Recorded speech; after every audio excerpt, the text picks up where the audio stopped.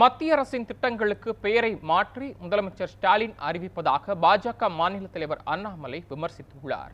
இதுகுறித்து அவர் வெளியிட்டுள்ள அறிக்கையில், காலை உணவு திட்டம், இல்லம் தேடி கல்வி, மக்களை தேடி மருத்துவம், ஒலிம்பிக் தேடல் என தமது அறிக்கையில் மத்திய அரசின் திட்டங்களை வரிசைப்படுத்திவிட்டு 7வது பக்கத்தில் மத்திய அரசு என்ன செய்தது என முதலமைச்சர் குறிப்பிட்டிருப்பது நகைச்சுவையாக உள்ளதாக கூறியுள்ளார். தமிழ்நாட்டில் மக்கள் நலமாக இல்லை என்பதை தெரிவித்துக் கொள்ளவே நீங்கள் நலமா என்ற திட்டத்தை முதலமைச்சர் ஸ்டாலின் அறிவித்து இருப்பதாக அண்ணாமலை விமர்சித்துள்ளார். மிக்ஜாம் புயல் பெருமழை வெள்ள நிவாரண பணிகளை சுமார் 3406 கோடி நிதியில் மேற்கொண்ட நிலையில் அதைவிட 10 மடங்குக்கும் அதிகமாக 37,000 கோடி ரூபாய் நிவாரண நிதி கேட்பதன் மர்மம் என்ன என்றும் அவர் கேள்வி எழுப்பியுள்ளார்.